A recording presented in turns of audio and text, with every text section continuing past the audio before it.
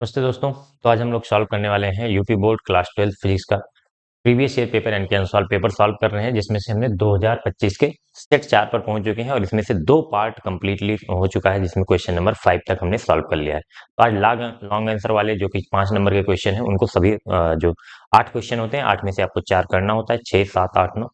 तो उन्हीं में से जो है हम सभी 8 क्वेश्चन को आज करने वाले हैं। तो क्वेश्चन नंबर 6 कह रहा है कि हाइगेंस की द्वितीयक तरंगिकाओं का सिद्धांत लिखे तथा इसके आधार पर प्रकाश अपवर्तन के नियमों को समझाइए। देखो, ये क्वेश्चन पहले भी आ चुका है और करा भी चुका हूँ, तो एक बार फिर से मैं करा ही दे रहा हूँ यहाँ पे, ताकि आपको इधर उधर ना भटकना पड़े। तो सबसे पहले तरंगाग्र समझ लेते हैं, क्या होता है तरंगाग्र। अगर ये तरंगिका और द्वितीयक तरंगिकाओं, ये अपवर्तन का नियम समझना है तो तरंगाग्र जरूरी होता है समझना। तरंगाग्र क्या होता है? किसी माध्यम में उपस्थित उन सभी बिंदुओं का बिंदुपथ जो समान कला में कंपन कर रहे हो। सीधा सा एक ही लाइन लिखना है, किसी माध्यम में उपस्थित या स्थित उन सभी बिंदुओं का बिंदुपथ जो समान कला में कंपन कर रहे हो, उसको हम बोलते हैं तरंगाग्र। मान लीजिए यहाँ पे एक हमारे पास स्रोत है, कोई प्रकाश का स्रोत है, बल्ब है, मोमबत्ती है, कुछ भी है।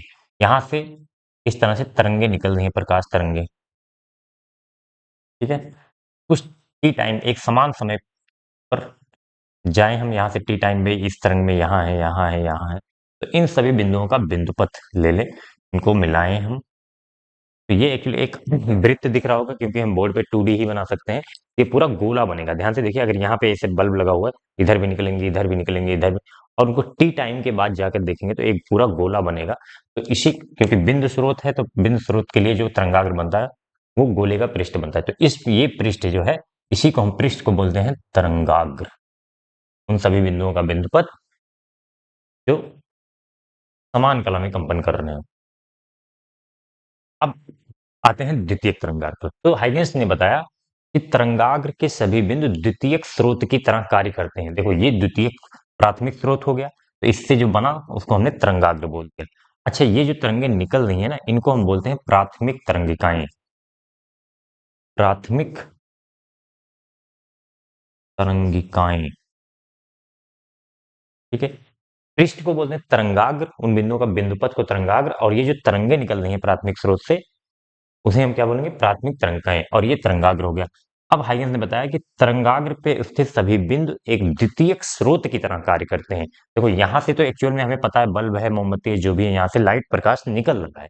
लेकिन यहाँ का जो इन्होंने बताया, ये थोड़ा सा नया था हाइगेंस के अनुसार, कि ये सभी बिंदु जो हैं, क्या किसका काम कर रहे हैं? द्वितीयक स्रोत की तरह काम करें। मतलब स्रोत का मतलब क्या होगा? जहां से प्रकाश की तरंगे निकले, तो यहां से प्रकाश की तरंगे निकल रही, इन्होंने बताया। और अब यहां से हम टी टाइम के बाद जाएं और एक पृष्ठ लें, तो जो ये पृष्ठ बनेगा, इसको बोला इन्होंने द्वितीयक तरंगाग्र। द्वितीयक तरंगाग्र, ध्यान देना, यही कॉन्सेप्ट यूज होगा अपवर्तन के नियम में। अब ये जो द्वितीयक स्रोत है, इसको क्या बोला? द्वितीयक स्रोत। द्वितीयक स्रोत, द्वितीयक स्रोत से निकलने वाली सभी तरंगों को बोला गया द्वितीयक तरंगिका।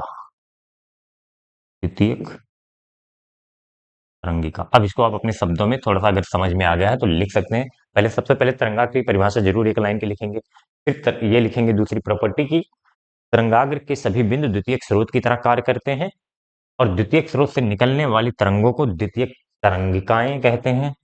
तरंगिकाएं कहते हैं। और द्वितीयक तरंगिकाओं पर बना हुआ एक ऐसा पृष्ठ जिसपे सभी बिंदु समान कला में कंपन कर रहे हैं, उन्हें हम द्वितीयक तरंगाग्र कहते हैं। इतनी बातें अगर आप समझ गए हैं, तो फिर हम अपवर्तन के नियमों को आप प्रूफ कर सकते हैं। अब हम वो, इससे ज्यादा कुछ उसमें यूज नहीं होने वाला है। ठीक है, तो लिखने वाला डेफिनेशन तो लाइन लिखना है, बाकी आप फिगर बना दीजिए। अब हम चलते हैं अपवर्तन के नियम की व्याख्या करने। अपवर्तन का नियम, अपवर्तन के नियम सबने पढ़ा होगा। स्नेल का नियम, दो नियम पढ़ा होगा ना, दोनों को प्रूफ कर देंगे। सबसे पहले स्नेल का नियम, साइन आई बटे साइन आर बराबर mu two by mu one अपने नियतांक जो भी किया हो। तो इसमें से एक पहले फिगर बना लेता हूँ। यहाँ पे एक माध्यम है, यहाँ पे माध्यम, माध्यम वन बोल दे रहा हूँ, क्योंकि अलग अलग माध्यम होगा तभी तो अपवर्तन होगा। यहाँ का माध्यम, माध्यम बोल दे रहा हूँ। ठीक है, अब ये, इसको बोल रहे हैं, यहाँ से देखो माध्यम दूसरा शुरू हो रहा है, तो इसको हम बोलते हैं अपवर्तक सतह। यहाँ से अपवर्तन हो रहा है, परावर्तन होता तो परावर्तन, अपवर्तक सतह। ध्यान से देखिए, फिगर बनाएंगे कैसे। हमें क्या करना है, दो समांतर प्रकाश की किरणें, आपतित किरणें लेना है ऐसे, ठीक है? और यहां से लेना है, ये कैसे हैं, समांतर आपतित किरणें हैं, ठीक है। अच्छा, ये माध्यम, इसको अपवर्तनांक भी बोल दो, म्यू वन म्यू टू। आप mu one greater than mu two या mu two greater than mu one कुछ भी मान सकते हो।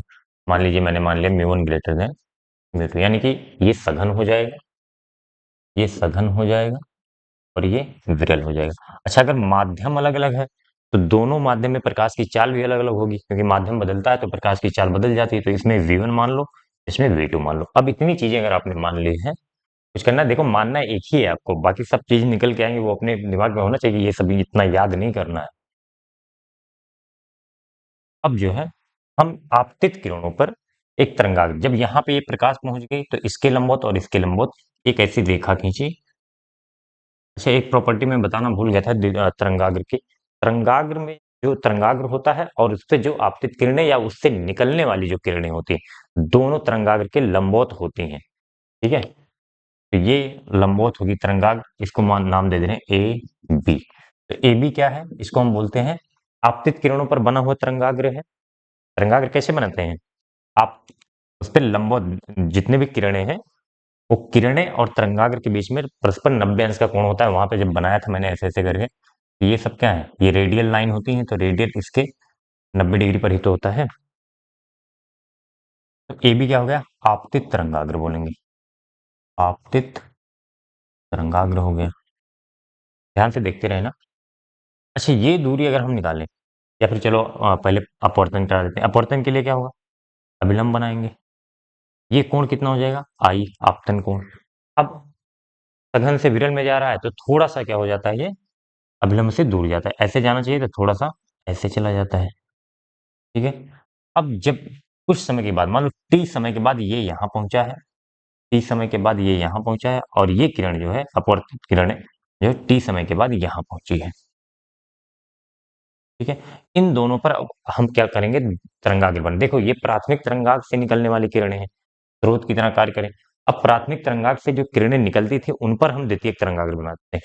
तो ये जो है, यहाँ पे एक ऐसे चाहो तो आप 90 अंश का कोण बनाते हैं, दोनों के बीच ऐसा पृष्ठ खींचते हैं जो तरंगाग्र और पृष्ठ के बीच 90 अंश का कोण हो। तो ये हो जाता है, इसको हम नाम दे देते हैं सी, इसको नाम दे देते हैं डी। तो सी डी क्या हो जाता है, इसको बोलते हैं परावर्तित नहीं, अपवर्तित तरंगाग्र,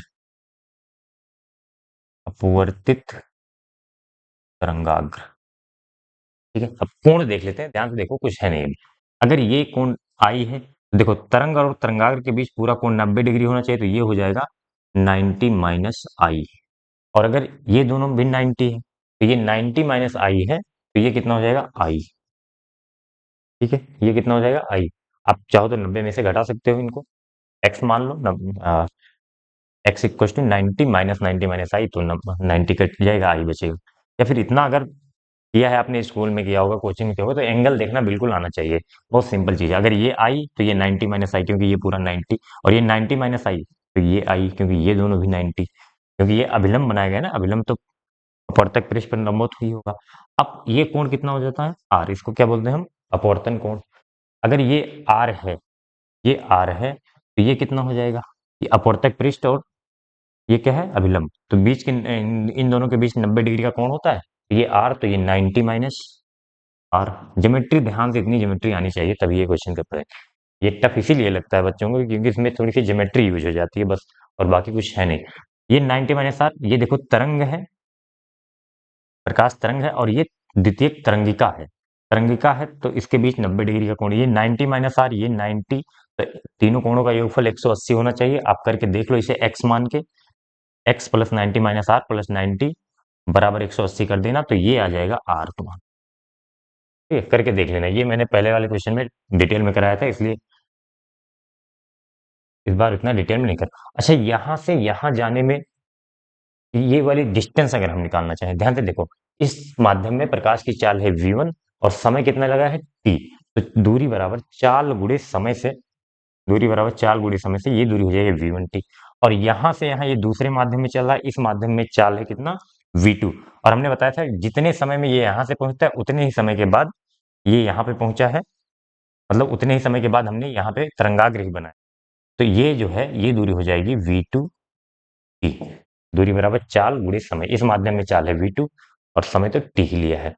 अब अगर इतना आपने कर लिया तो अब कुछ बचा नहीं, अब ध्यान से देखते जाओ। अ, दो त्रिभुज दिख रहे हैं आपको, ए बी सी और ए डी। इन्हीं त्रिभुज को लेकर हमें साइन आई और साइन आर कैलकुलेट कर लेना है, आ जाएगा आपका। तो त्रिभुज ए बी सी, इसको मैं अलग बना देता हूं तुम्हारे लिए यहाँ पे। ए बी,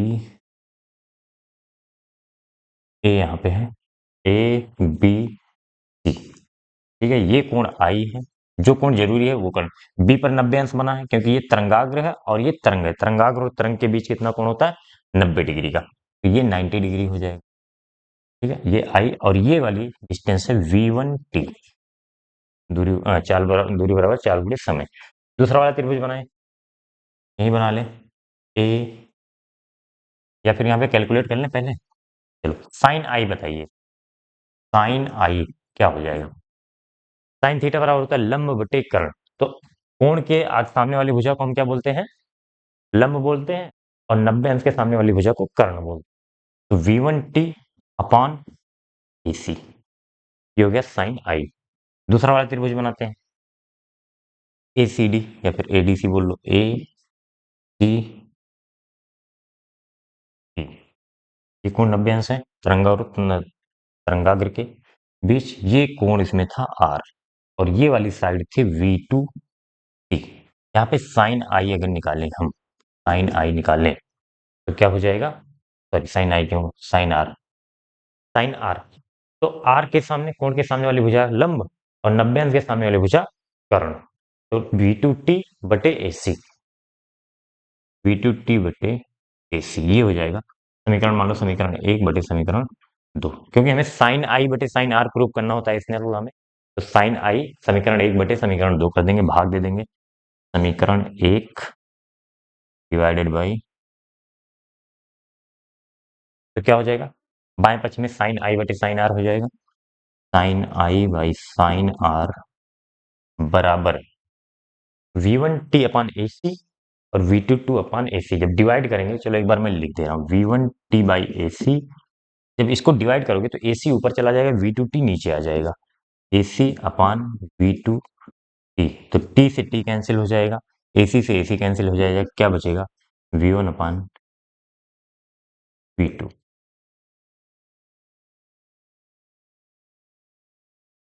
क्या आ गया? Sine I upon sine R. आप यहां से चाहो तो ऐसे भी लिख सकते हो, v1 अपॉन v2। ये माध्यम 1 में चाल है, ये माध्यम 2 में चाल है, v1 v2। तो अगर चाल है तो माध्यम, पहले एक ही माध्यम है तो ये चाल फिक्स होगी जो भी होगी, और दूसरे माध्यम में भी चाल जो भी कुछ कम ज्यादा तो होगा ही। अगर ये सघन हमने विरल माना है तो इसमें ज्यादा होगा v2, v1 कम होगा, लेकिन ओवरऑल जो है दोनों का रेशियो निकालेंगे तो एक कांस्टेंट आएगा। इसीलिए हम इसको बोल देते हैं नियतांक। या फिर आपने अगर अपवर्तनांक और प्रकाश की चाल में संबंध पढ़ा हो तो क्या होता है, म्यू2 बाई म्यू1। अपेक्षिक अपवर्तनांक वगैरह निकालना हो तो ये हो जाता है v1 बटे v2, ठीक है। तो इसकी जगह पर जो आप लोग याद किए होंगे, दिख रहा है यहाँ पे, नियतांक बराबर म्यू2 बटे म्यू1, ऐसे याद किया होगा ना। यहाँ पे लिख दे रहा हूँ,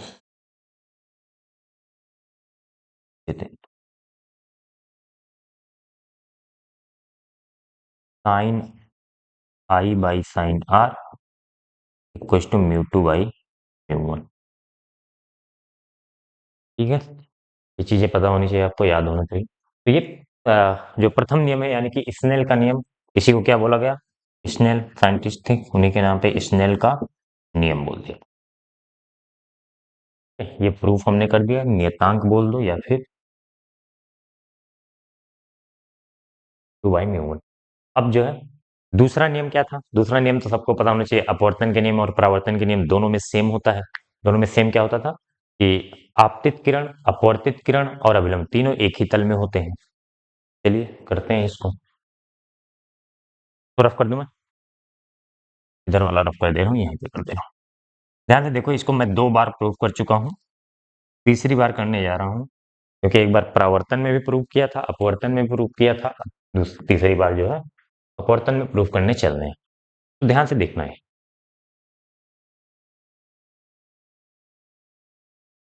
अच्छा, एसी क्या है यहाँ पे? एसी को हम बोलते हैं अपवर्तक सतह, लिख सकते हो। एसी को अपवर्तक, जहां से अपवर्तन हो रहा है, यहीं से माध्यम परिवर्तन हो रहा है।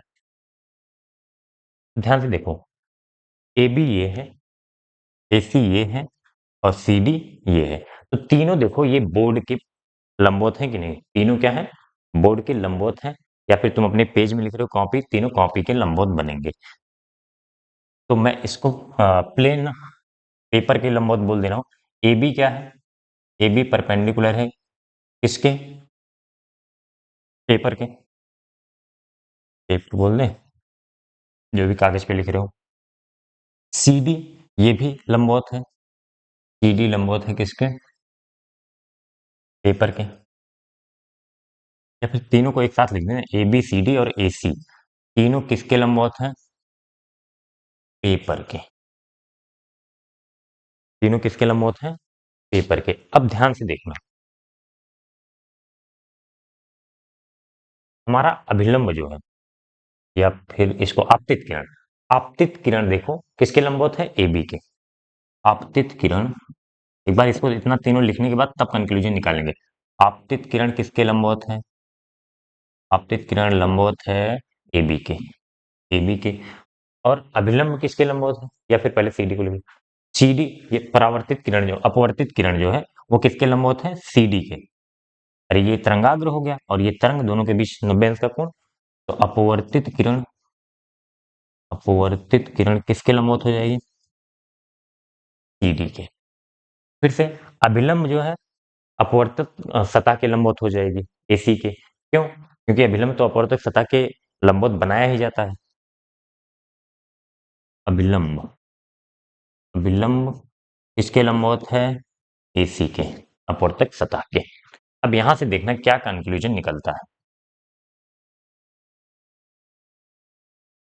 आपतित किरण लंबवत है एबी के। आपतित किरण किसके लंबवत है? एबी के। और एबी लंबवत है पेपर के। ध्यान से समझे, यहाँ पे बस अब हमारा लॉजिक लगेगा, अब इसके बाद कोई मैथमेटिकल प्रूफ नहीं है इसका, बस सोच के हम बता सकते हैं आपतित किरण एबी के लंबवत है और एबी पेपर के लंबवत है। इसका मतलब क्या? आपतित किरण चला गया पेपर के तल में। इन दोनों को लिखने के बाद बोलेंगे आपतित किरण, आपतित किरण कहाँ चला गया? पेपर के तल में। पेपर के तल में क्यों चला गया? आपतित किरण एबी के लंबवत है, एबी पेपर के लंबवत है, तो हम ऐसा बोल सकते हैं ना, पेपर और आपतित किरण। देखो ध्यान से, पेपर और आपतित किरण, पेपर मतलब जिस कागज पे बना रहे हो, या फिर यहाँ पे बोर्ड ले लो, पेपर और आपतित किरण दोनों एबी के लंबवत हैं, तो दोनों एक ही तल में हो गए ना। सी डी, सी डी और, सॉरी, अपवर्तित किरण और पेपर, ध्यान से देखो, अपवर्तित किरण और पेपर दोनों सीडी के लंबवत हैं। अपवर्तित किरण और सी पेपर दोनों सीडी के लंबवत हैं, तो अपवर्तित किरण कहाँ चला गया? पेपर के तल में। अपवर्तित किरण और पेपर दोनों सेम तल में हो गए, तो अपवर्तित किरण कहाँ चला गया? अपवर्तित किरण चला गया पेपर के तल में। पेपर के तल में। तीसरा, अभिलंब देखो और पेपर, अभिलंब और पेपर तीनों किसके, दोनों किसके लंबवत हैं? एसी, पेपर भी एसी के लंबवत है और अभिलंब भी एसी के लंबवत है, तो हम बोल सकते हैं कि अभिलंब और पेपर एक ही तल में है। अभिलंब कहाँ चला गया? पेपर के तल में। अभिलंब पेपर के तल में। तो यहां से प्रूफ हो जाता है तीनों क्या है? आपतित किरण, अपवर्तित किरण और अभिलंब तीनों पेपर के तल में, अतः हम बोल सकते हैं एक ही तल में है। यही हमें प्रूफ करना था। यहाँ पे लॉजिक ही लगता है, कोई मैथमेटिकल प्रूफ नहीं है इसका। ठीक है, तो ये क्वेश्चन यहाँ पे खत्म होता है। चलते हैं हम नेक्स्ट क्वेश्चन की तरफ। चलिए, नेक्स्ट क्वेश्चन है क्वेश्चन नंबर 6 का अथवा। कह रहा है, प्रकाश के व्यतिकरण एवं विवर्तन में अंतर समझाइए।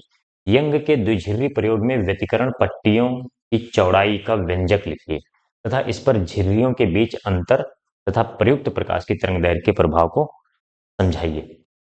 तो व्यतिकरण एवं विवर्तन में क्या अंतर होता था? तो दोनों केस में, चाहे व्यतिकरण वाला हम पढ़ें, यंग के द्विध्रुवी प्रयोग, या फिर विवर्तन।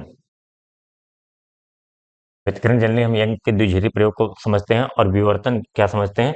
विवर्तन का अलग चैप्टर था, उसमें एक सिंगल स्लिट के से विवर्तन पढ़ा था, इसमें डबल स्लिट से व्यतिकरण होता है। तो है दोनों में व्यतिकरण ही हो रहा है, ठीक है? व्यतिकरण दोनों में होता है। लिखना चाहे तो आप लिख सकते हैं, थोड़ा समय है यहाँ पे।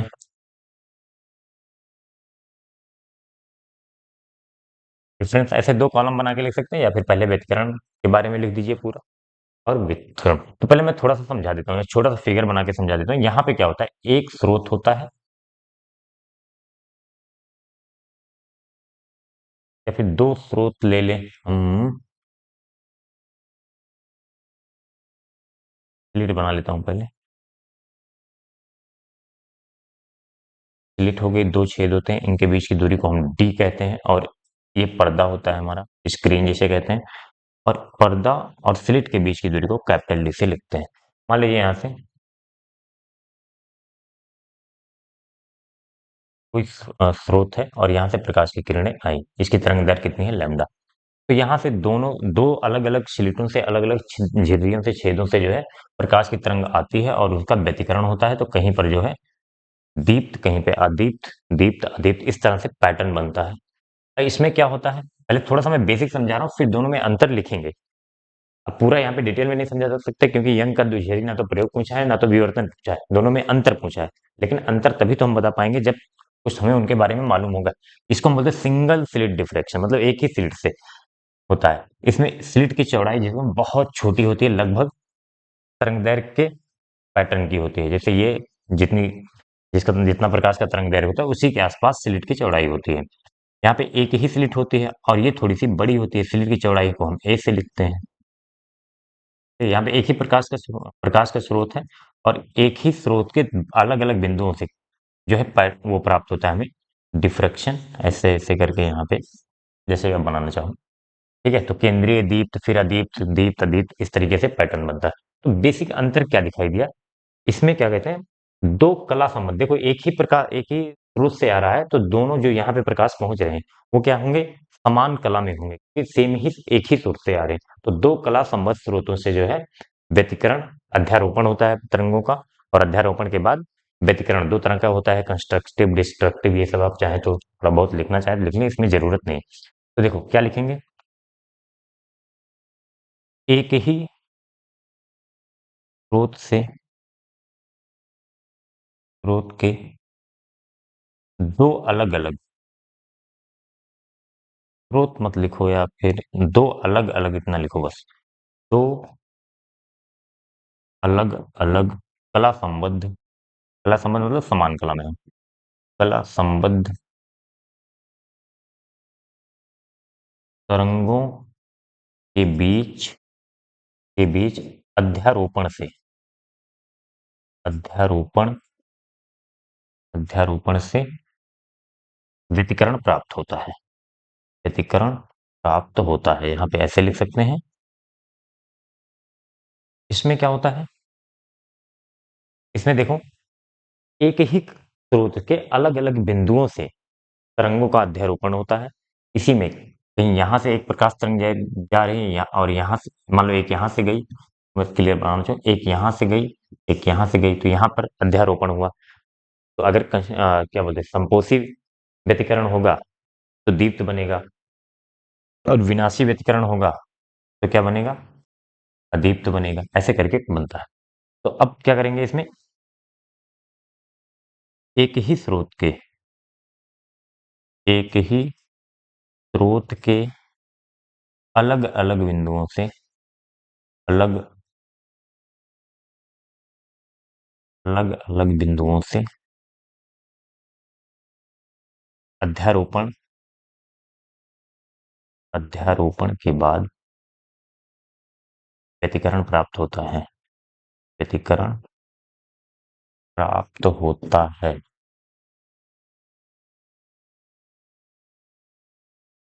देखो इधर व्यतिकरण लिखा है, विवर्तन, विवर्तन में भी व्यतिकरण ही होता है, तो यहाँ पे व्यतिकरण लिखा है, इसलिए कंफ्यूज मत होना, ठीक है। वो चाहे व्यतिकरण हो, व्यतिकरण में तो नाम में ही व्यतिकरण है कि यंग के द्विजिह्वी प्रयोग में, यंग डबल स्लिट एक्सपेरिमेंट, और विवर्तन सिंगल स्लिट एक्सपेरिमेंट में भी व्यतिकरण ही होता है प्रकाश का। बस अंतर क्या है, यहाँ पे दो अलग अलग स्लिटों से, दो अलग अलग छिद्रों से प्रकाश के कला संबद्ध प्रकाश के स्रोत आते हैं। यहाँ पर इनका जो है अध्यारोपण होता है, ऐसे करके, चाहे जितने आप जो चाप बना सको, अध्यारोपण होता है। और यहाँ पर एक ही स्रोत के अलग अलग बिंदुओं से आने वाले प्रकाश की तरंगों से अध्यारोपण होता है, जिस वहां पे व्यतिकरण होता है। व्यतिकरण दोनों जगह हो रहा है। अब इसके बाद क्या लिखेंगे हम, यहाँ पे फ्रिंज की चौड़ाई, यहाँ पे चाहे केंद्रीय दीप्त हो, वो चाहे अदीप्त हो, चाहे कोई और दीप्त हो, इसमें सभी की जो है केंद्रीय चौड़ाई, फ्रिंज चौड़ाई, सभी फ्रिंजों की, सभी फ्रिंजों में क्या क्या आ जाएगा, सभी दीप्त और अदीप्त, सभी फ्रिंजों की चौड़ाई समान होती है। इसमें चौड़ाई समान होती है। इसमें क्या होगी, सभी फ्रिंजों की चौड़ाई, मतलब केंद्रीय फ्रिंज जो होता है, जो सेंट्रल मैक्सिमा बनता है यहाँ पे, केंद्रीय दीप्त, उसकी चौड़ाई बाकी सभी फ्रिंजों से अधिक होती है। तो केंद्रीय फ्रिंज की चौड़ाई, केंद्रीय फ्रिंज की चौड़ाई, ये फ्रिंज की चौड़ाई बाकी सभी, बाकी सभी फ्रिंजों की, फ्रिंजों की चौड़ाई से, बाकी सभी फ्रिंजों की चौड़ाई से अधिक होती है, अधिक होती। फ्रिंज क्या होते हैं, फ्रिंज का मतलब पता होगा ना, जैसे मान लीजिए यहाँ पर दीप्त बना है पूरा, ठीक है, और यहाँ पे अदीप्त है, फिर यहाँ पे दीप्त है। तो ये जो दीप बोले, ये चौड़ाई, या फिर ये अदीप्त हो गया, ये दीप्त, तो इनकी चौड़ाई मतलब कितनी दूर तक दीप्त है या कितनी दूर तक अदीप्त है, इसकी चौड़ाई को हम बोलते हैं फ्रिंज बोलते हैं। मतलब इनको हम बोलते हैं दीप्त फ्रिंज, अदीप्त फ्रिंज, दीप्त फ्रिंज, अदीप्त फ्रिंज, और उनकी चौड़ाई को क्या बोलेंगे, फ्रिंज चौड़ाई। ठीक है, दो अंतर हो गया, एक अंतर और लिख लेते हैं। क्या होता है कि यहाँ पर जितने भी दीप्त फ्रिंज बन रहे हैं, यानी कि ब्राइट बन रहे हैं, सबकी इंटेंसिटी, जो तीव्रता होती है प्रकाश की, वो सेम होती है। यहाँ पर क्या होता है, जैसे जैसे हम केंद्रीय फ्रिंज से दूर जाते हैं, केंद्रीय दीप्त से दूर जाते हैं, इनकी तीव्रता घटती जाती है। बस यही बात लिखना है कि इसमें, इसमें सभी दीप्त, सभी दीप्त फ्रिंजों की, फ्रिंजों की तीव्रता समान होती है, तीव्रता समान होती है। ये समझो, जितना यहाँ पे मान लो एक दीप्त लिया या एक दीप्त यहाँ पे लिया, तो जो चमक इसकी होगी वही चमक इसकी होगी, लेकिन यहाँ पे ऐसा नहीं होगा। तीव्रता समान होती है, यहाँ पे क्या हो जाएगा, केंद्रीय फ्रिंज की तीव्रता सबसे अधिक होती है, तथा केंद्रीय फ्रिंज से दूर जाने पर सभी दीप्त फ्रिंजों की तीव्रता घटती जाती है। केंद्रीय फ्रिंज की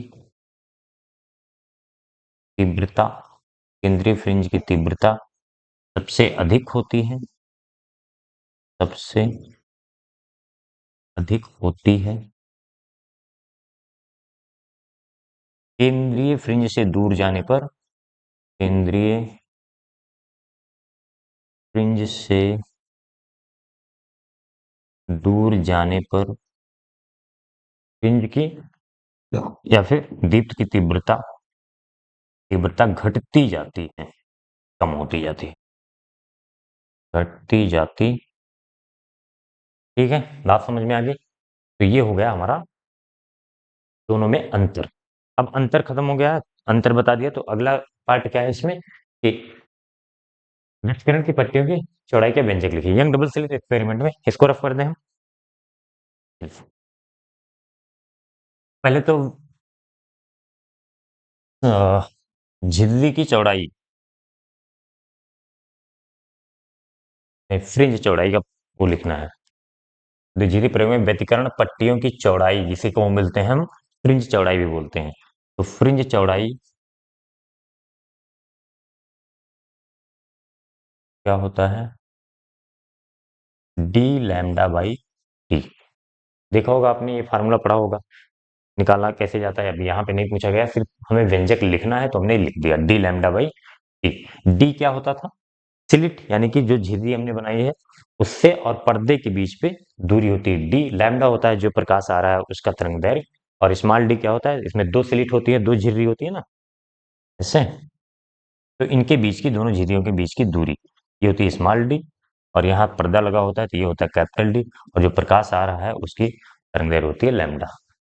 तो कह रहा है कि इस तथा इस पर झिर्रियों के बीच की का अंतर, झिर्रियों के बीच का अंतर ये है डी, स्मॉल डी, तथा प्रयुक्त प्रकाश की तरंगदैर्घ्य यानी कि लैम्डा के प्रभाव को समझाइए। तो फ्रिंज चौड़ाई यहाँ पे है, ध्यान से देखो, अगर लैम्डा हम बढ़ाएंगे तो ऊपर है, लैम्डा ऊपर है तो समानुपाती बोल सकते हैं, लैम्डा समानुपाती है। तो तरंगदैर्घ्य बढ़ाने पर क्या होगा? फ्रिंज चौड़ाई बढ़ जाएगी। जितनी ज्यादा तरंगदैर्घ्य होगी प्रकाश की उतनी ज्यादा फ्रिंज की चौड़ाई, यानी कि लैम्डा को लिख देते हैं मैं, लैम्डा बढ़ाने पर क्या होगा? फ्रिंज चौड़ाई, फ्रिंज चौड़ाई क्या होगी? इंक्रीज कर जाएगी। इसको आपको वर्ड में भी लिखना है, सिर्फ इतना लिखने से काम नहीं चलेगा, अपने से खुद से कुछ काम करना सीखिए कि अगर हम प्रकाश की तरंग दैर्घ्य बढ़ाएंगे तो फ्रिंज चौड़ाई बढ़ जाएगी, बस इतना लिखना है इसके नीचे। दूसरा डी, दोनों झिर्रियों का अंतर, तो डी जब बढ़ाएंगे, देखो ये इनवर्सली प्रोपोर्शनल है, व्युत्क्रमानुपाती, मतलब डी बढ़ाएंगे तो फ्रिंज चौड़ाई घटेगी, यानी कि जितनी ज्यादा दूर दूर पर होंगे उतना कम होगी चौड़ाई। डी बढ़ाने से क्या होगा? फ्रिंज चौड़ाई, फ्रिंज चौड़ाई घटेगी। बस लिख देना, दोनों झिर्रियों के बीच अंतर डी को बढ़ाने पर फ्रिंज की चौड़ाई कम हो जाएगी, लिखना, ठीक है। क्वेश्चन कंप्लीट होता है। चलिए क्वेश्चन नंबर 7 की तरफ। तो नेक्स्ट क्वेश्चन है क्वेश्चन नंबर 7। प्रकाश वैद्युत प्रभाव की परिघटना प्रकार की किस प्रकृति पर किस प्रकृति की पुष्टि करती है? प्रकाश वैद्युत उत्सर्जन से संबंधित आइंस्टीन का समीकरण लिखिए तथा इसके आधार पर प्रकाश वैद्युत उत्सर्जन के नियमों की संक्षिप्त व्याख्या कीजिए। तो प्रकाश वैद्युत प्रभाव आपको पता होगा, प्रकाश के अंदर द्वैती प्रकृति होती है, ड्यूअल नेचर का होता है, तरंग प्रकृति और कण प्रकृति। तो तीन घटनाएं आपने पढ़ी होंगी 3 चैप्टर के रूप में। एक तो व्यतिकरण, व्यतिकरण, विवर्तन और ध्रुवीकरण, ये तीनों घटनाएं सिद्ध करती हैं कि प्रकाश एक तरंग है। लेकिन उसके बाद पढ़ा होगा प्रकाश वैद्युत प्रभाव, एक चैप्टर। प्रकाश वैद्युत प्रभाव में क्या होता है? प्रकाश आता है, किसी धातु की सतह पर गिरता है, वहां से इलेक्ट्रॉन का उत्सर्जन होता है, अभी डिटेल में समझाएंगे इसको। तो इस घटना से ये होता है, आइंस्टीन ने ये बताया कि प्रकाश को हमें कण मानना पड़ेगा, कण प्रकृति माननी पड़ेगी, कण प्रकृति को ये पुष्टि करता है। तो यहाँ से प्रकाश के पास दोनों प्रकृति हो गई, एक तो तरंग प्रकृति और एक कण प्रकृति। प्रकाश वैद्युत प्रभाव से पता चलता है प्रकाश क्या है? कण है, बस इतना लिख देना। कौन से प्रकृति का पुष्टि करती है? कण प्रकृति की, कण प्रकृति की। ये तो आंसर हो गया। फिर कह रहा है आइंस्टीन प्रकाश वैद्युत उत्सर्जन से संबंधित आइंस्टीन का समीकरण लिखिए। तो आइंस्टीन का समीकरण क्या था? यहाँ पे हमें आगे प्रकाश वैद्युत उत्सर्जन के नियमों की संक्षिप्त व्याख्या भी करनी है। तो समीकरण लिखना है तो आप लिख सकते हो, गतिज ऊर्जा की मैक्सिमम वैल्यू जो होती है वो E माइनस फाइव। अब आगे मैं समझाता हूँ ये क्या है, ठीक है। समीकरण लिखने को बोला, हमने लिख दिया, लेकिन इसको समझने के लिए कुछ चीजें पहले समझना जरूरी है। होता क्या है प्रकाश वैद्युत प्रभाव में? प्रकाश वैद्युत प्रभाव में एक धातु की सतह होती है, धातु की सतह होती है, और इस पर जो है प्रकाश आते हैं। प्रकाश किस रूप में आते हैं? फोटान के रूप में, ऊर्जा के पैकेट जिन्हें कहते हैं। फोटान के रूप में धातु की सतह पर पड़ते हैं, ये कोई मेटल है धातु, और धातु की सतह पर पड़ते ही यहाँ पे जो, क्योंकि धातु है तो उसमें फ्री इलेक्ट्रॉन, मुक्त इलेक्ट्रॉन होंगे, और मुक्त इलेक्ट्रॉन को जब ऊर्जा, ये फोटान उनसे जाके टकराते हैं तो अपनी ऊर्जा उनको ट्रांसफर कर देते हैं, और वो ऊर्जा लेकर ये बाहर आ जाते हैं इलेक्ट्रॉन, इलेक्ट्रॉन का उत्सर्जन हो जाता है। इसी घटना को हम क्या कहते हैं? प्रकाश वैद्युत प्रभाव कहते हैं। तो अगर आपको डेफिनेशन लिखनी है प्रकाश वैद्युत प्रभाव की, तो हम क्या कहते हैं? तो जब उच्च आवृत्ति क्यों बोल रहे हैं अभी आगे समझा दूंगा। जब उच्च आवृत्ति की प्रकाश की किरण किसी धातु की सतह पर आपतित होती है तो धातु के मुक्त इलेक्ट्रॉन फोटान से ऊर्जा लेकर उत्सर्जित होने लगते हैं, मतलब बाहर निकलने लगते हैं। इस घटना को हम क्या कहते हैं? प्रकाश वैद्युत प्रभाव कहते हैं। अब कुछ क्राइटेरिया होता है, जरूरी नहीं है कि कोई भी प्रकाश आप धातु की सतह पर डालो और इलेक्ट्रॉन निकल जाए। उसी को हम बोलते हैं प्रकाश वैद्युत उत्सर्जन के नियम बोलते हैं। क्या क्या नियम है या फिर क्या क्या क्राइटेरिया है उसकी, क्या क्या शर्तें हैं कि इलेक्ट्रॉन का उत्सर्जन के लिए, वही चीज हमें समझाना है यहाँ पे। और अभी ये भी पता चल जाएगा आइंस्टीन ने ये समीकरण बनाया कैसे था।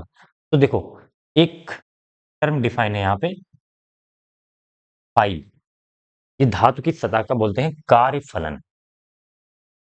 कार्यफलन। अब जो ये फोटॉन आ रहे हैं ना, जो प्रकाश की, जो प्रकाश इस पे आपतित हो रहा है, उसकी कुछ ऊर्जा होगी। ऊर्जा को हम दो तरीके से लिखते हैं, दो फार्मूले में। अगर प्रकाश की तरंग दैर्घ्य दी गई है तो एच सी बाई लैम्डा, और अगर आवृत्ति दी गई है तो इसको लिखते हैं एच एफ से। लैम्डा क्या है? तरंग दैर्घ्य, एफ क्या है? आवृत्ति। ये सारी चीजें आपको लिखनी पड़ेंगी। देखो, अगर लैम्डा ज्यादा होगा तो ऊर्जा कम होगी, और लैम्डा कम होगा तो ऊर्जा ज्यादा होगी। यानी कि न्यूनतम तरंग दैर्घ्य एक होगा, जिससे कि मतलब कुछ न्यूनतम ऊर्जा की जरूरत होगी ना, जिससे इलेक्ट्रॉन निकालने के लिए। ऐसे थोड़ी ना होगा कि कोई भी ऊर्जा हम इस पर आपतित कर दें, किसी कोई भी थोड़ी सी एक छोटी सी टार्च जला दें तो इलेक्ट्रॉन निकल जाएगा, ऐसा तो नहीं होगा ना। तो कुछ न्यूनतम ऊर्जा की जरूरत होगी। वहां से जो है, जब वो ऊर्जा इलेक्ट्रॉन को मिलेगा, ये जो अंदर इलेक्ट्रॉन है या फिर जो सतह वाले इलेक्ट्रॉन है, जनरली वही निकलते हैं। तो जब ये इलेक्ट्रॉन को उतनी न्यूनतम ऊर्जा मिल जाएगी, तब ये जो है बाहर निकलेंगे। तो कितनी ऊर्जा, न्यूनतम ऊर्जा की जरूरत होती है, उसे हम बोलते हैं कार्यफलन। ये अलग अलग धातुओं का अलग अलग होता है। तो अगर कार्यफलन को डिफाइन करना चाहें हम, तो कैसे डिफाइन करेंगे कि न्यूनतम ऊर्जा की वह मात्रा जिससे इलेक्ट्रॉनों का उत्सर्जन हो सके, उसको हम बोलते हैं कार्यफलन। ये धातु के लिए डिफाइन होता है। अब फोटान की इतनी ऊर्जा होनी चाहिए, जैसे कार्यफलन क्या है? ऊर्जा ही तो है। ऊर्जा है ये। कौन सी ऊर्जा? न्यूनतम ऊर्जा है जिससे इलेक्ट्रॉन को उत्सर्जन के लिए जो जरूरी होता है। अब क्या है, ये जो फोटॉन आ रहा है, इसकी ऊर्जा इस ऊर्जा कार्यफलन के बराबर या फिर उससे अधिक होनी चाहिए। कम से कम बराबर तो होनी ही चाहिए ना, तभी तो यहां से इलेक्ट्रॉनों का उत्सर्जन होगा। तो यहां से हम आगे डिफाइन करेंगे। मान लो एक धातु है, उसका जो कार्यफलन है, ऐसे हमने मान लिया। देखो, यहाँ पे फोटॉन की ऊर्जा लिख रहा हूं मैं। फोटॉन की ऊर्जा, एक टेबल बनाएंगे, उसी के माध्यम से समझेंगे फोटॉन की ऊर्जा। और यहाँ पे कार्यफलन, कार्यफलन, और यहाँ पे अच्छा, एक काम यहाँ पे पहले थोड़ा सा समझ लो कि जब इलेक्ट्रॉन यहाँ पे ऊर्जा लेता है ना, तो गारंटी नहीं होती कि अगर कार्यफलन से ज्यादा ऊर्जा है फोटॉन की तो निकल ही जाएगा। क्यों? क्योंकि यहाँ पे जब इलेक्ट्रॉन निकलता है तो इसके आसपास बहुत सारे नाभिक, बहुत सारे इलेक्ट्रॉन होते हैं, उनमें आकर्षण प्रतिकर्षण का बल लगता रहता है। तो वहां पे टकराते समय उनकी ऊर्जा लॉस बहुत होती है, ऊर्जा की हानि होती है। और ऊर्जा हानि अगर हो रही है तो कोई गारंटी नहीं है कि इसके पास हम कितना ऊर्जा दें। देखो, एक तो न्यूनतम इतना होना ही चाहिए कार्यफलन के बराबर, लेकिन उससे ज्यादा होने के बाद भी गारंटी नहीं है।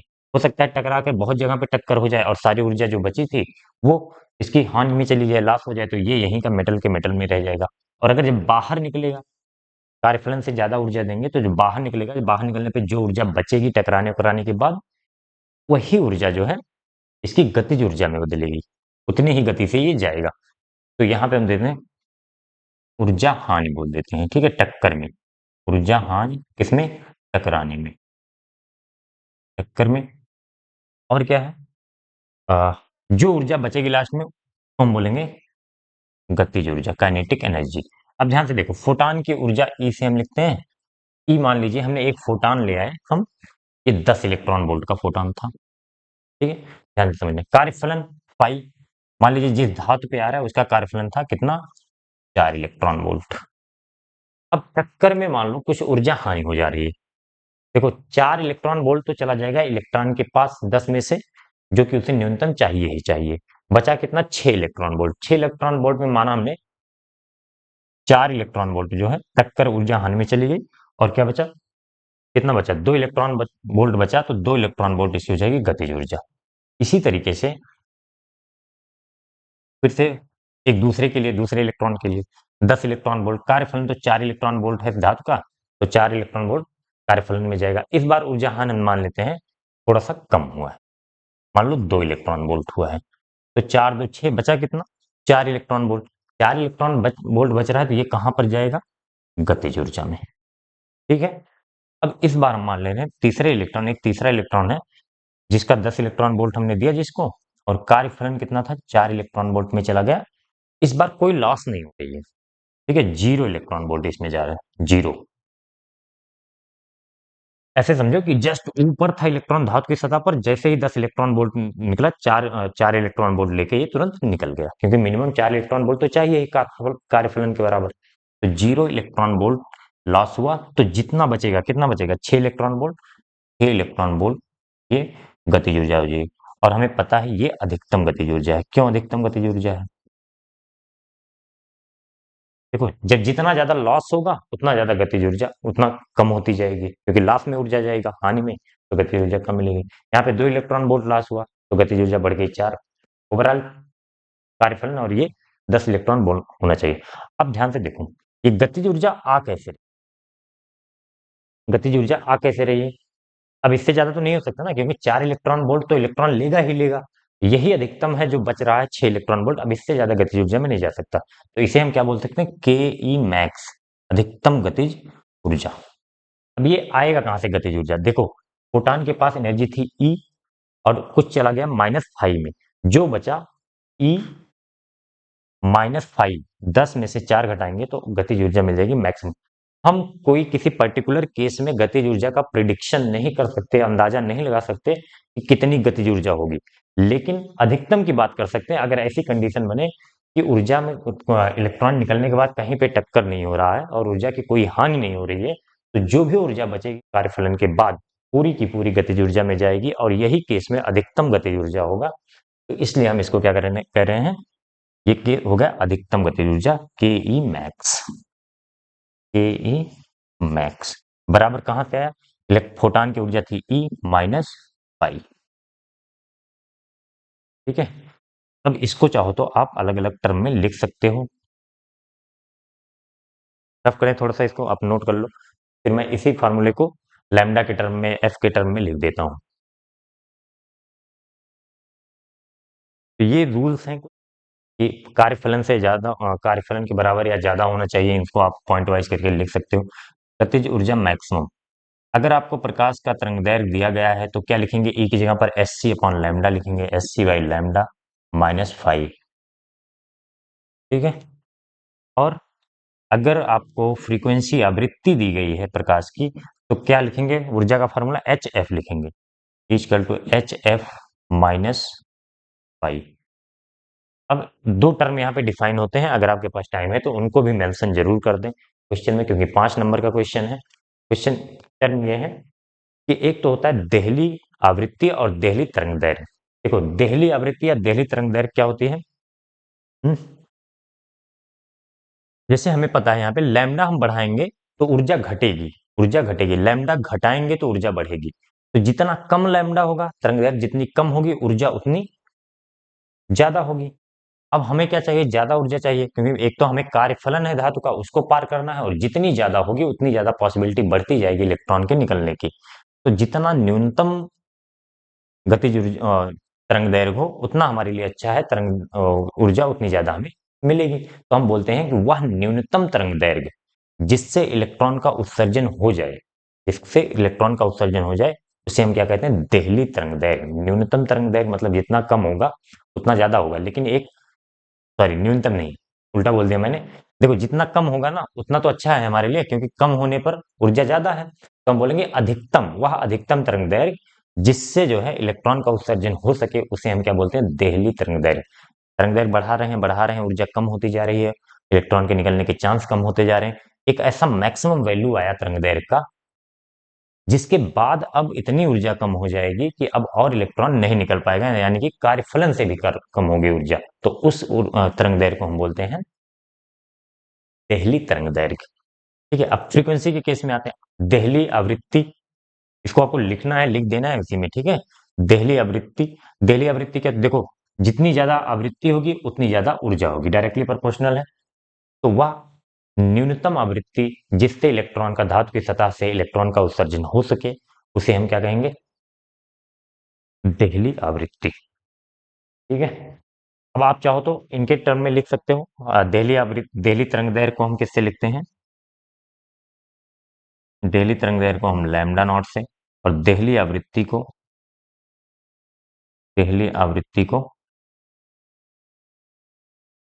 एफ नॉट से। ठीक है, और कार्यफलन के टर्म में इनका फार्मूला निकाल के लिख लो। ठीक है, अब इतना आपको पता होना चाहिए। चलिए नेक्स्ट क्वेश्चन पर चलते हैं। चलिए नेक्स्ट क्वेश्चन है क्वेश्चन नंबर 7 का अथ वाला पार्ट। न्यूक्लियॉन से क्या तात्पर्य है? नाभिक की द्रव्यमान संख्या क्या होती है? और नाभिक की द्रव्यमान संख्या और त्रिज्या में संबंध लिखिए। इसमें एक और पार्ट है, मैं लिखना भूल गया इसको। आगे क्या है? अ, दर्शाइए कि नाभिक का घनत्व द्रव्यमान संख्या पर निर्भर नहीं करता। नाभिक का घनत्व, नाभिक का घनत्व द्रव्यमान संख्या पर निर्भर नहीं करता। द्रव्यमान संख्या पर निर्भर नहीं करता। ठीक है, चलिए। तो क्या कहते हैं, सबसे पहले न्यूक्लियन से समझ लेते हैं। न्यूक्लियन क्या होता है? देखो, नाभिक किससे बना होता है? नाभिक के अंदर कौन कौन होते हैं? प्रोटॉन और न्यूट्रॉन, ये नाभिक होता है। ठीक है, और ये बहुत कम छोटी सी जगह पे होता है। नाभिक बहुत छोटा होता है, आपको पता होगा, रदरफोर्ड ने बताया था। तो न्यूक्लियन का मतलब कि देखो, न्यूक्लियस से बना है न्यूक्लियन। न्यूक्लियस के अंदर जो पार्टिकल पाए जाते हैं ना, कौन कौन से? Proton plus neutron. ये प्रोटॉन और न्यूट्रॉनों को हम एक नया नाम दे दिया गया, प्रोटॉन और न्यूट्रॉन को नया नाम दे दिया गया, क्या? न्यूक्लियन। ठीक है, इन्हीं को नाभिक के अंदर स्थित कणों, न्यूक्लियन, नाभिक के अंदर स्थित कणों प्रोटॉन तथा न्यूट्रॉन को हम क्या बोलते हैं? न्यूक्लियन बोलते हैं। जैसे अगर मान लो 5 प्रोटॉन है, 5 न्यूट्रॉन है, तो हम बोलेंगे टोटल 10 न्यूक्लियन है नाभिक के अंदर। ठीक है, प्रोटॉन को और न्यूट्रॉन को जोड़ देंगे तो हमें मिल जाएगा कितने न्यूक्लियन है। फिर कह रहा है नाभिक की द्रव्यमान संख्या क्या होती है? द्रव्यमान संख्या, देखो एक तो अगर पूरा परमाणु की बात करें हम, तो परमाणु के बीच में नाभिक होता है और नाभिक के चारों तरफ इलेक्ट्रॉन घूम रहे होते हैं।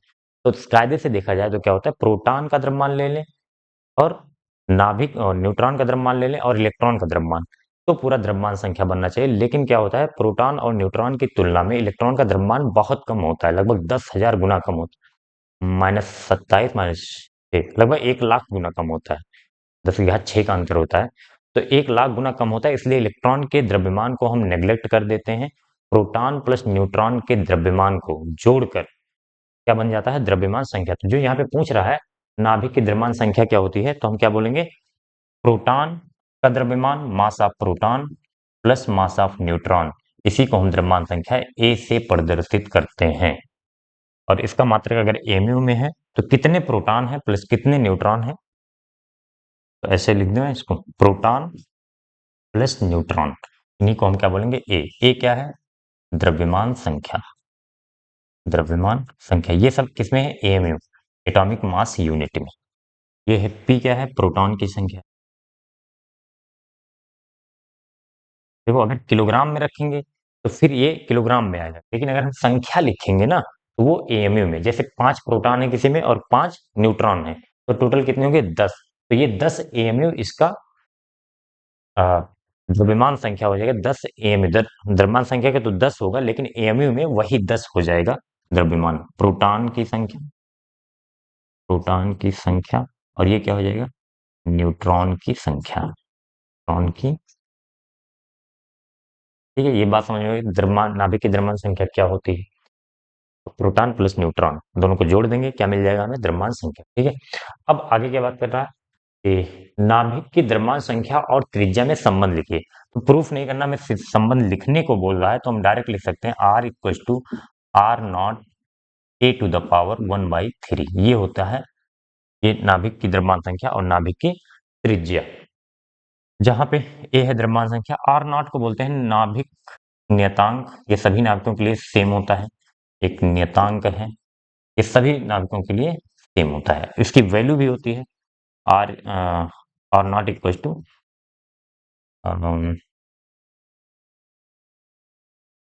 1.2 इंटू 10⁻⁻15 मीटर। 1.2 फर्मी बोलते हैं, 10⁻⁻15 को फर्मी भी बोल देते हैं।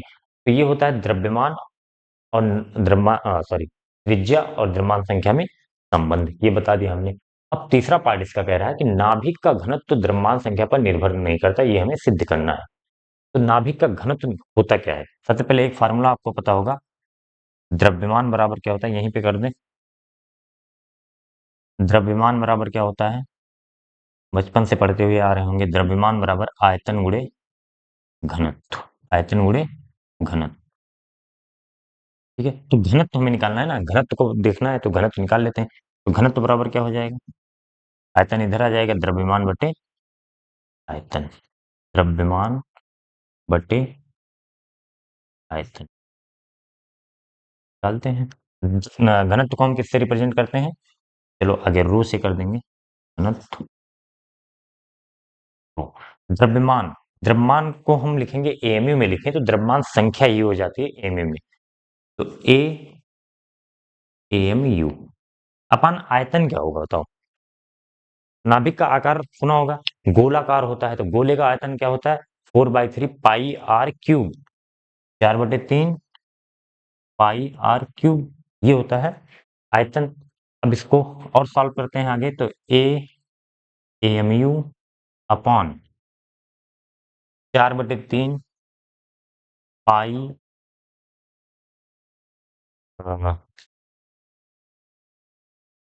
आर क्यूब, आर की जगह पर क्या रख देंगे हम, ये वैल्यू रख देंगे जो संबंध पूछा था, आर नॉट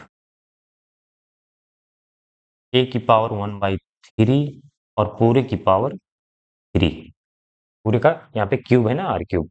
फिर रो बराबर क्या हो जाएगा, दिख रहा है यहाँ पे क्लियर, रो बराबर क्या हो जाएगा, A M U upon 4/3 pi, R not का क्यूब हो जाएगा, क्यूब को अंदर ले आएंगे तो आर नॉट क्यूब हो जाएगा, इंटू, देखो ए की पावर 1/3 इंटू 3 होगा तो 3 से 3 कैंसिल हो जाएगा, सिर्फ ए बचेगा, ए से ए कैंसिल हो जाएगा। यहाँ पे क्या बचेगा, 1 AMU upon 4/3 pi R not, value रखेंगे क्योंकि हमें इसमें अगर हम कैलकुलेट करना चाहें चाहें एमयू को हम किलोग्राम में करेंगे तो क्या होगा, क्योंकि हमें घनत्व निकालना है प्रति मीटर क्यूब में, तो इसको एसआई यूनिट में करेंगे ना, तो एक एमयू का वैल्यू आपको पता होनी चाहिए। न्यूट्रॉन का द्रव्यमान लिख दो या प्रोटॉन का द्रव्यमान, दोनों सेम होता है, लेकिन न्यूक्लियस रिएक्शन में थोड़ा सा डिफरेंस होता है, वो डिफरेंस हम लिखते हैं, यहाँ पर सेम लिख सकते हैं। तो 1.67 इंटू 10⁻27 किलोग्राम होता है, तो एक एमयू को हम किलोग्राम में बदल देंगे, 1.27 इंटू 10⁻27, ये हो गया 4/3, 4/3 ही रहेगा, इंटू पाई की वैल्यू 3.14 रख देंगे, इंटू आर नॉट की वैल्यू कितनी है, 1.2 इंटू 10⁻15, 1.2 इंटू 10⁻15। अब आपको इसको सॉल्व नहीं करना, ठीक है, वैल्यू बता दे रहा हूं मैं, उसको याद रखना है बस। ये आ जाता है, लगभग आता है, लगभग कितना आता था, 2 इंटू 10⁻17 किलोग्राम प्रति मीटर क्यूब, 17 ही होता है ना, या फिर 27 तो नहीं होता, ठीक ठीक 17, ये आ जाता है आपका वैल्यू सॉल्व करेंगे तो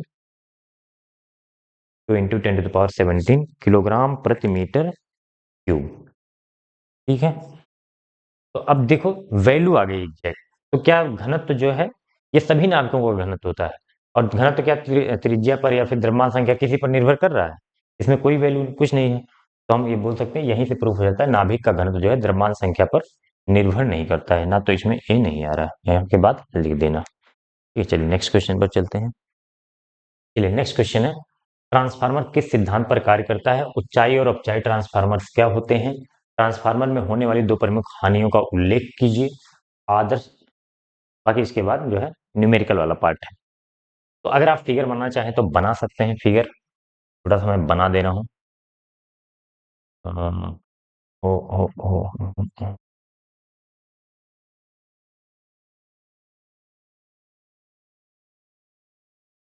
तरीके से यहाँ पे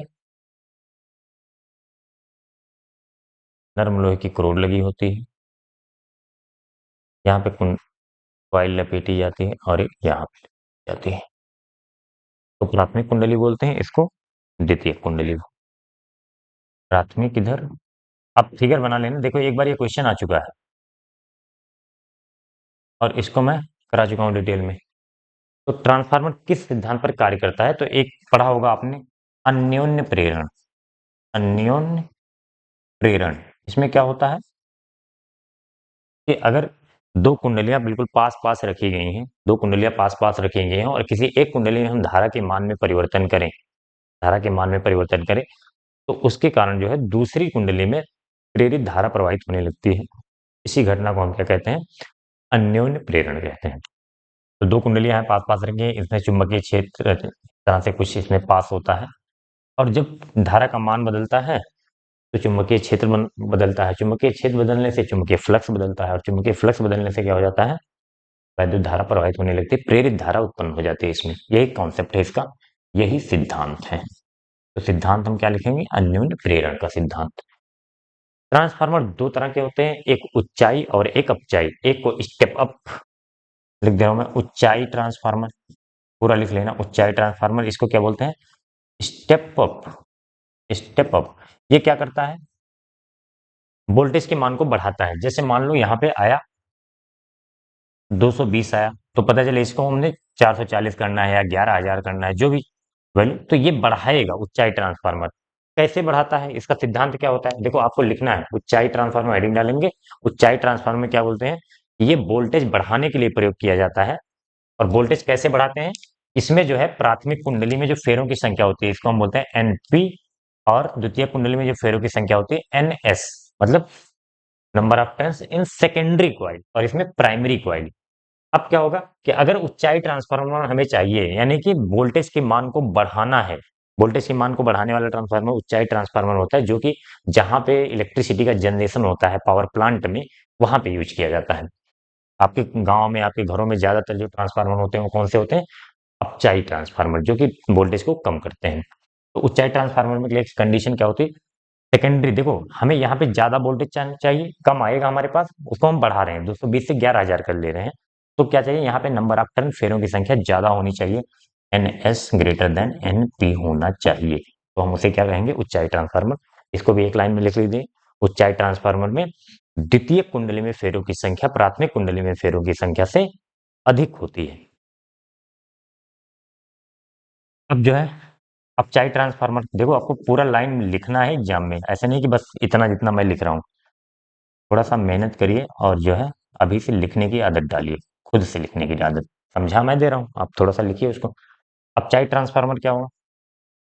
अगर इसको समझ में आ गया है तो अपचाई का मतलब वोल्टेज को डाउन करने वाला, वोल्टेज कम करने के लिए भी उपयोग करते हैं। तो एक ऐसा ट्रांसफार्मर जो वोल्टेज को कम करता हो उसे हम क्या कहते हैं?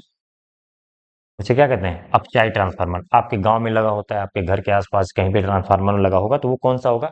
अपचाई ट्रांसफार्मर ही होगा। क्यों? क्योंकि वहां से आपको पावर स्टेशन से आपके गांव तक आता है 11,000 वोल्ट, और फिर उसे घरों में ले जाते समय हम 220 में कन्वर्ट करते हैं, घर में हमारे 220 वोल्ट आता है। तो ये क्या होगा? वोल्टेज को कम कर दिया इसने। वोल्टेज को कम करेंगे, कम करने के लिए क्या करेंगे? यहाँ पे फेरों की संख्या अधिक होगी, यहाँ पे ज्यादा वोल्टेज है, यहाँ पे कम वोल्टेज कम है, तो यहाँ पे फेरों की संख्या कम कर देंगे।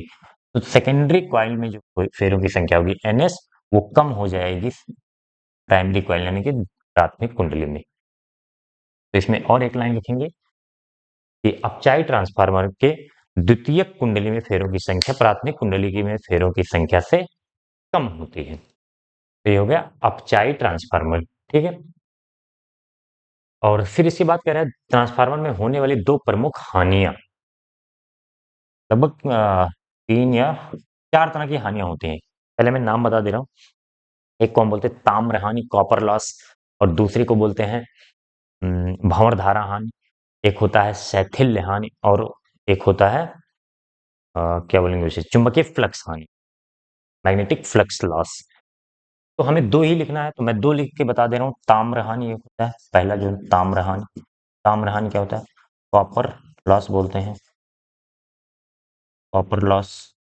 ये होता क्या है? ध्यान से देखो, ये जो कुंडली बनाई गई, जो लपेटा गया है तार इस पे, ये बना होता है कॉपर का। ठीक है, कॉपर का।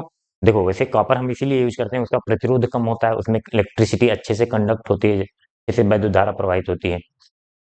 तो कॉपर वायर यूज करने से, लेकिन है तो वायर ही है, तो मेटल, कुछ ना कुछ तो प्रतिरोध होगा ही। ऐसा तो है नहीं कि कोई ऐसा वायर हो जिसका प्रतिरोध 100% जीरो हो जाए, पूरा जीरो हो जाएगा तो फिर करंट भी नहीं फ्लो हो पाएगा, या फिर करंट बहुत ज्यादा फ्लो हो जाएगा, ऐसे बोल।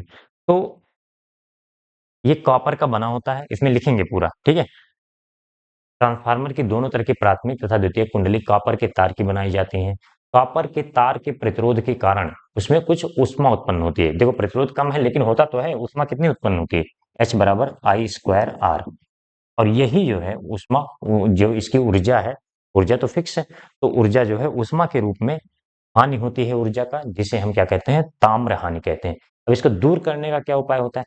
अब इतना लिख लेंगे तो कहेंगे इसको कम करने के लिए ये जो तांबे के तार होते हैं, आपको पता होगा जब क्षेत्रफल बढ़ाते हैं आर बराबर रो एल बटे ए, ये होता था प्रतिरोध का फार्मूला। तो जब क्षेत्रफल यानी कि उसकी मोटाई बढ़ाएंगे तार की, तो क्या हो जाएगा? क्षेत्रफल बढ़ जाएगा और प्रतिरोध कम हो जाएगा। प्रतिरोध कम हो जाएगा तो इसकी हानि भी कम हो जाएगी। तो क्या करना होगा? तार का जो तार की मोटाई बढ़ा देते हैं, जितना ज्यादा मोटा तार लपेटेंगे उतना ज्यादा जो है प्रतिरोध कम होगा। ठीक है, हालांकि इसकी भी लिमिट है क्योंकि महंगे आते हैं तार, तो वो सब देखा जाता है। जहां पे ज्यादा कुंडली, जहां पे तार ज्यादा लपेटा रहता है, वहां पे हम तार की मोटाई थोड़ा सा बढ़ा बढ़ा देते हैं, तो जो है लॉस कम हो जाता है। या फिर दोनों तरफ भी बढ़ा सकते हैं, अपने हिसाब से कर लेंगे। ताम्रहानि समझ में आ गए, तांबे का लॉस प्रतिरोध के कारण। पहली होगी। दूसरी क्या होगी? दूसरी क्या बताया था हमने? भंवर धारा हानि। भंवर धारा हानि, तो इसके बारे में हम कैसे लिखेंगे? तो ये जो ट्रांसफार्मर का क्रोड होता है, ये जो बना है, ये जिसके ऊपर ये लपेटा गया है, इसके अंदर भी तो चुंबकीय क्षेत्र उत्पन्न हो रहा होगा। बताओ, इसके अंदर भी चुंबकीय क्षेत्र उत्पन्न हो रहा होगा। और कौन सी धारा हम यूज करते हैं? अगर प्रत्यावर्ती धारा यूज है, प्रत्यावर्ती धारा हम यूज कर रहे हैं, तो प्रत्यावर्ती धारा में क्या हो? लगातार दिशा बदलती रहती है, और दिशा बदल रही है तो चुंबकीय फ्लक्स बदलेगा, और चुंबकीय फ्लक्स बदलेगा तो इस क्रोड में भी विद्युत धारा उत्पन्न हो जाएगी। इसमें क्रोड में, ये जो क्रोड का मटेरियल है, ऐसे मान लो यहाँ पे बना दे रहा हूँ, ये जो क्रोड जिसके ऊपर तार लपेटा गया है, इसमें वैद्युत धारा ऐसे गोल गोल करके उत्पन्न हो जाती है। तो इसी को हम बोलते हैं भंवर धारा। अब देखो, वैद्युत धारा जो आ रहा है उसी में से तो इसमें हो रहा है, तो ये वाली ट्रांसफर तो हो नहीं पाएगी। तो ओवरऑल ये क्रोड जो है गर्म होगा, नर्म लोहे का क्रोड होता है, गर्म हो जाता है, उससे हीट लॉस होता है, तो उसी को हम बोलते हैं भंवर धारा हानि। अब इसको दूर कैसे करने का उपाय क्या है? आपने देखा होगा, इसमें रेक्टेंगुलर प्लेट लैमिना के बारे में, मतलब थोड़ी छोटी छोटी पतली पतली प्लेट करके लगाई जाती हैं, और उनको इंसुलेट किया जाता है। उसके अंदर जो है अपने ट्रांसफार्मर में देखा होगा, ऑयल भी डाला जाता है, ताकि उसको इंसुलेट कर दिया किया जा सके। और इंसुलेट करने से फायदा ये होता है कि उसका प्रतिरोध बढ़ जाता है। इसका जो क्रोड लगा हुआ है उसका प्रतिरोध बढ़ जाता है, और प्रतिरोध बढ़ने से इसमें धारा का जो मैग्नीट्यूड होता है, आयाम होता है, वो कम हो जाता है। और जो धारा कम हो जाएगी तो लॉस कम हो जाएगा। अरे धारा कम हो जाएगी तो इसमें धारा कम उत्पन्न होगा, तो ओवरऑल लॉस कम हो जाएगा। ठीक है, अगर आप देखो, मैंने समझा दिया है, खुद से लिखने की कोशिश कीजिए। नहीं लिख पा रहे हैं तो एक बार नोट्स की, अपने नोट्स की हेल्प ले लीजिए, या क्वेश्चन बैंक की या बुक की, कहीं से भी एक दो बार लिख के प्रैक्टिस करेंगे तो आपको ये क्वेश्चन तैयार हो जाएगा। अब जो है न्यूमेरिकल वाले पार्ट पे चलते हैं, इसको रफ कर दूं मैं।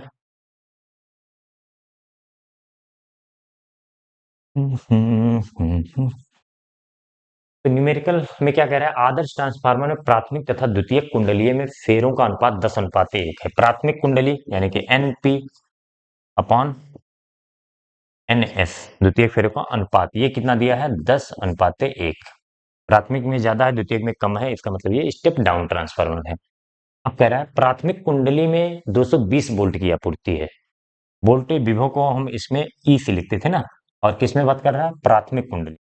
तो ईपी बराबर कितना हो जाएगा? 220 वोल्ट। जो जो दिया है पहले लिख लेते हैं।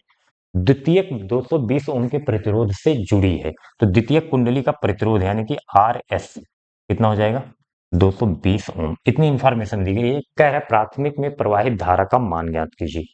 तो आपको एक फार्मूला इसमें याद रखना है, E S upon E P equal to N S upon N P equal to I P upon I S. ये फार्मूला अगर याद रखेंगे तो ट्रांसफार्मर का कोई भी न्यूमेरिकल आएगा आप कर सकते हैं। बस ध्यान रखिएगा, जो विभव है यानी कि वोल्टेज और नंबर ऑफ फेरों की संख्या में समान अनुपात होता है, यानी कि सेकेंडरी सेकेंडरी ऊपर है, प्राइमरी प्राइमरी नीचे है। और धारा से अनुपात लेंगे तो प्राइमरी ऊपर है और सेकेंडरी नीचे है, यानी कि प्राथमिक धारा, प्राथमिक कुंडली में धारा ऊपर है और द्वितीय कुंडली में धारा नीचे। पी अपान एस है, बाकी सब एस पी है। ठीक है, इस तरीके से याद करते हैं, इसमें गलती मत करना, अगर कोई भी रिवर्स कर दिया तो फिर क्वेश्चन हमारा आंसर गलत आ जाएगा, हम के बिल्कुल मतलब जस्ट उल्टा आ जाएगा। तो अगर ये फार्मूला याद है आपको, अब यहाँ पे डेरिवेशन नहीं पूछा गया, डायरेक्ट हम फार्मूला यूज करके न्यूमेरिकल करने वाले हैं। तो क्या चाहिए हमें, ध्यान से देखो, ना तो दोनों में फेरों की संख्या दी गई है, फेरों का अनुपात दिया गया है, और हमसे क्या पूछ रहा है, तथा द्वितीयक दोषों में प्रतिरोध प्राथमिक में प्रवाहित धारा ज्ञात कीजिए, यानी कि क्या ज्ञात करना, आई पी, ये ज्ञात करना है प्राइमरी में। तो अगर यहाँ से हम कोई ये दोनों यूज करना चाहते हैं, ये दोनों फार्मूला, अगर हम इन दोनों N S upon N P, ये 10 अपान वो है, तो इसको रिवर्स कर दें, N P upon N S दिया है ना, प्राथमिक तथा द्वितीयक का अनुपात दिया है, तो इसको रिवर्स करें अगर हम, तो N P by N S, यहाँ से देखो इसको उल्ट दिया, तो आई एस ऊपर चला जाएगा, आई एस अपान आई, या फिर यही यूज करो, डायरेक्ट लिखो तुम, नहीं तो फिर फालतू में कहोगे कंफ्यूज हो, आई पी अपान आई एस, हमें आई पी चाहिए, तो आई पी बराबर क्या हो जाएगा, आई पी बराबर क्या हो जाएगा, आई एस इधर चला जाएगा, तो N S upon N P into I S. अब हमें आई एस तो पता नहीं है, N S upon N P तो हम निकाल सकते हैं, इसको रिवर्स कर देंगे तो 1:10 हो जाएगा। बताओ, यहाँ पे लिख दे रहा हूं मैं, N S upon N P क्या हो जाएगा, N P by N S 10/1 है, तो N S upon N P 1/10 हो जाएगा। तो ये तो वैल्यू पता है, आई एस अगर हम पता कर लें, यानी कि द्वितीय कुंडली में धारा, तो द्वितीय कुंडली का कुछ दिया है, द्वितीय कुंडली का प्रतिरोध दिया है, और प्राथमिक का विभव दिया है। तो अगर हमें आई एस निकालना है, तो आई एस बराबर क्या होगा, द्वितीय कुंडली में धारा है, तो द्वितीय कुंडली आई टू वी बाई आर होता है, तो द्वितीय कुंडली का विभव यानी कि ईपी बोल दें इसको हम, पोटेंशियल अपान द्वितीय कुंडली का प्रतिरोध आर पी, क्या मैं बोल रहा हूं द्वितीयक और लिख रहा हूं पी। देखो, द्वितीय कुंडली में धारा निकल जाए तो N S upon N P हम निकाल चुके हैं 1/10, ये वैल्यू निकल जाए तो रख देंगे, ई S upon R S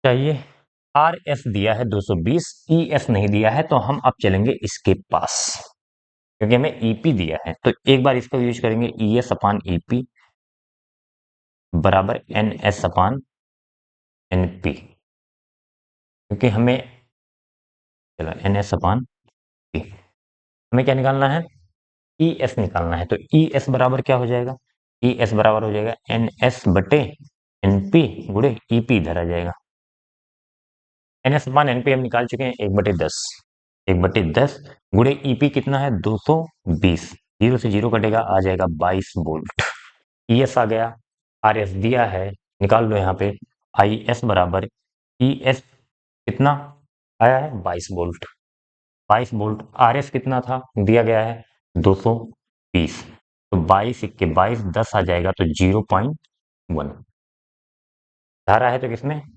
ampere, यही ना, 22 इक्के 22 और एक जीरो, तो 10 आ गया, 1/10 का मतलब 0.1, अब आई एस आ गया 0.1 एम्पियर, रख दो यहाँ पे वैल्यू, आई पी बराबर N S upon N P, N S upon N P कितना है 1/10 गुड़े आई एस की वैल्यू 0.1, एक 10 से भाग देंगे, 1 अंक पे और लग जाएगा, तो यहाँ पे भाग देकर देख लेना, अब यहाँ पे बात जैसे सॉल्व करना चाहो आप, कितना हो जाएगा, अरे एक जीरो से भाग देंगे तो यहाँ पे 2 अंक, 1 अंक पे है पहले से, तो 2 अंक पे दशमलव हो जाना चाहिए, तो 0.0 यहाँ पे बढ़ा लेंगे, 1 एम्पियर, ये तुम्हारा फाइनल आंसर हो जाएगा, द्वितीय सॉरी प्राथमिक में प्रवाहित धारा। ठीक है, चलिए नेक्स्ट क्वेश्चन पे चलते हैं।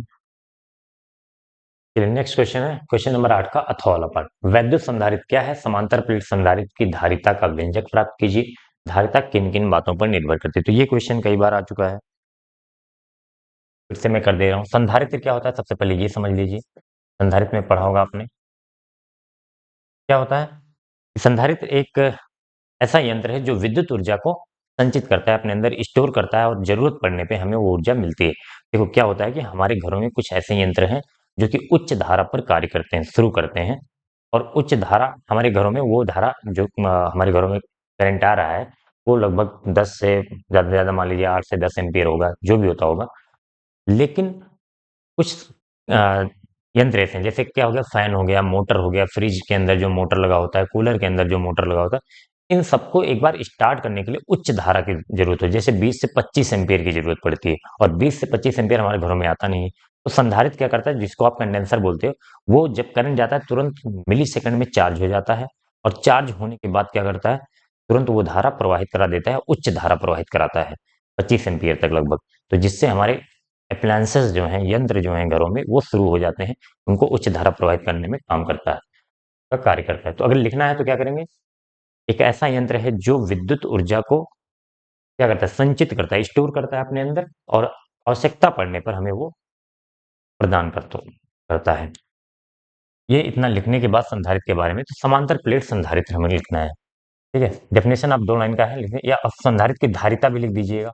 धारिता क्या होती है, संधारित्र की धारिता is equal to Q by V. Q है इस पर कितना आवेश है, और वी उनका विभव। दो प्लेट होते हैं, दो चीजें होती हैं, तो उनका विभव होता है। ये फार्मूला भी लिख देना जरूरी है। समांतर प्लेट संधारित्र हमें पढ़ना है। समांतर प्लेट संधारित्र क्या होता है, समांतर प्लेट संधारित्र, इसमें दो प्लेट लगी होती हैं एक दूसरे के समांतर, जिनका क्षेत्रफल सेम होता है। ए इसका है तो ए इसका है। इन पर जो आवेश घनत्व होता है उसको हम सिग्मा से लिखते हैं, और एक पर प्लस होता है, एक पर माइनस होता है, आपको ये पता होगा। चाहे तो दोनों पर आवेश भी सेम होता है, अगर इस पर प्लस क्यू लिख रहे हैं तो इस पर माइनस क्यू लिख दीजिए। Plus sigma minus sigma. Sigma क्या है, आवेश घनत्व होता है। सिग्मा बराबर मतलब यूनिट एरिया पर कितना चार्ज है, एकांक आयतन में सॉरी एकांक क्षेत्रफल में आवेश की मात्रा, उसको हम क्या बोलते हैं, पृष्ठ आवेश घनत्व सिग्मा। लिख दे रहा हूं मैं यहाँ पे, नहीं कंफ्यूज ही होगा। पृष्ठ आवेश घनत्व, समतल चादर के कारण वैद्युत क्षेत्र निकाला होगा, वहां पे आया था सिग्मा। पृष्ठ आवेश सिग्मा बराबर क्यू बाई ए। ठीक है, अह, इनके बीच की दूरी मान लीजिए क्या है, डी। अब प्लस से माइनस की तरफ जो वैद्युत क्षेत्र होता है, इसी वैद्युत क्षेत्र के रूप में ऊर्जा संचित होती है इसमें। ठीक है, तो हमें इसके संधारित्र की धारिता का व्यंजक प्राप्त करना है। तो संधारित्र की धारिता क्या होता है, equal to Q by V. Q और वी हम निकाल लेंगे, क्यू और वी निकाल लेंगे, और क्या हो जाएगा, यहाँ पे वैल्यू रखेंगे, आ जाएगा। इन दोनों प्लेटों के बीच का विभवांतर निकालना है दरअसल हमें। सिग्मा, यहाँ से देखो क्यू निकल सकता है सिग्मा इंटू ए, यानी कि आवेश घनत्व कितना है इंटू इसका क्षेत्रफल। क्षेत्रफल दिया जाता है समांतर प्लेट में, दोनों का क्षेत्रफल सेम होता है। अब क्या करेंगे हम, v की वैल्यू निकालनी है। तो इनके बीच वैद्युत क्षेत्र अगर हम निकालना चाहें, चलो ध्यान से देखो, क्योंकि v बराबर क्या होता है, E इंटू डी, ये पढ़ा होगा आपने। अगर दो बिंदुओं के बीच विभवांतर निकालना है तो उन बिंदुओं के बीच वैद्युत क्षेत्र कितना है और उन बिंदुओं के बीच की दूरी को गुणा कर देंगे, तो दोनों के बीच का विभवांतर मिल जाएगा। अब क्या करेंगे हम, E क्या कितना होता है, देखो प्लस के कारण E इधर होगा और माइनस के कारण भी इधर होगा, तो E नेट बराबर क्या हो जाएगा, अगर प्लस के कारण हम E1 बोल दें और माइनस के कारण E2 बोल दें, तो E1 प्लस E2, क्योंकि सेम डायरेक्शन में है तो दोनों ऐड हो जाएंगे। अब दोनों ऐड हो गए तो इनकी वैल्यू अच्छा सेम होगी। समान अनंत लंबाई के प्लेट के कारण आपने वैद्युत क्षेत्रफल निकाला होगा, तो क्या आया था, sigma by two epsilon not आया था। Sigma by two epsilon not ये, और माइनस के कारण भी वही सेम होता है, sigma by two epsilon not, क्योंकि वैद्युत क्षेत्र में हम प्लस माइनस तो रखते नहीं, वैद्युत क्षेत्र और बल में विभव होता तो प्लस माइनस लिखना पड़ता। तो ये कितना हो जाता है ओवरऑल, ई नेट बराबर sigma by two epsilon not plus sigma by two epsilon not हो जाता है सिग्मा बाई एप्सिलॉन नॉट। तो यहाँ पे रख देंगे हम v इक्वल टू ई की जगह पे sigma by epsilon not into D. अब फाइनल फार्मूला हमारे पास है c equal to Q by v। तो q की जगह पर रखेंगे sigma a upon sigma d by epsilon not. v की जगह पर sigma d by epsilon not. Epsilon not ऊपर चला जाएगा, ओ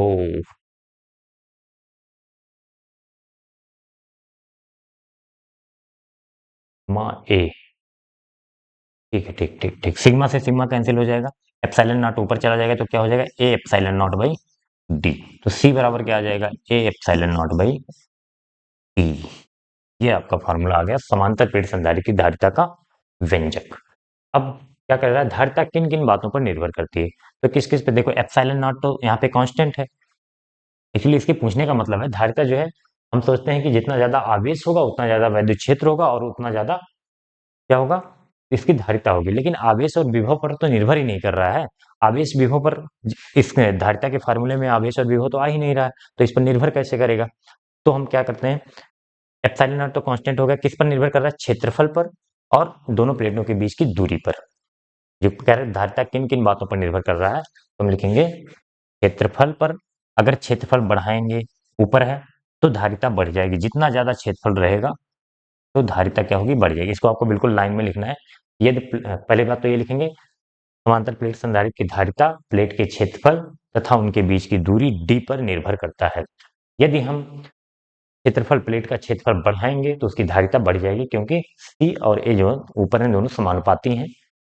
और d अगर घटाएंगे, यानी कि इनके बीच की दूरी जितना कम करेंगे, जितना प्लेट को पास पास रखेंगे, उतनी ज्यादा धारिता होगी, क्योंकि ये इसके व्युत्क्रमानुपाती है, इनवर्सली प्रोपोर्शनल है। तो d को अगर हम घटाएंगे तो क्या होगा, c बढ़ेगा। कभी कभी पूछ लेता है समांतर प्लेट संधारित्र की धारिता बढ़ाने के लिए आप क्या क्या कर सकते हैं।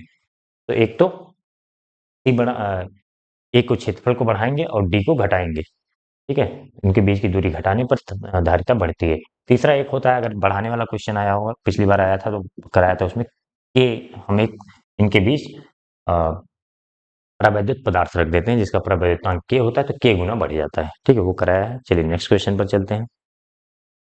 चलिए नेक्स्ट क्वेश्चन है, विद्युत चुम्बकीय तरंगे क्या है, विद्युत चुम्बकीय तरंगों के गुणों का संक्षिप्त विवरण दीजिए। तो इसको जो है लिखना, पहले थ्योरेटिकल पार्ट कर देता हूँ, फिर ये इसके बाद जो है न्यूमेरिकल पार्ट है, न्यूमेरिकल करेंगे बाद में। तो थ्योरेटिकल पार्ट में मैं बोल रहा हूँ, उसको आप लिखते चले जाइए। तो सबसे पहले वैद्युत चुम्बकीय तरंग क्या होता है, आप बेहतर होगा अपने नोट्स से या फिर क्वेश्चन बैंक से भी लिख सकते हैं, या फिर मैं बोल रहा हूँ उससे जो आपको लिखना हो लिख लीजिए। वैद्युत चुम्बकीय तरंग क्या है, तो सबसे पहले मैक्सवेल ने बताया कि अगर कोई आवेश त्वरित गति कर रहा है, त्वरित गति का मतलब होता है त्वरण जिसमें हो, त्वरण में जिसका वेग परिवर्तन हो रहा है। वेग परिवर्तन तीन तरीके से हो सकता है, या तो वेग बढ़े, या तो वेग घटे, या तो दिशा बदले वेग की, तब भी वेग परिवर्तन माना जाता है।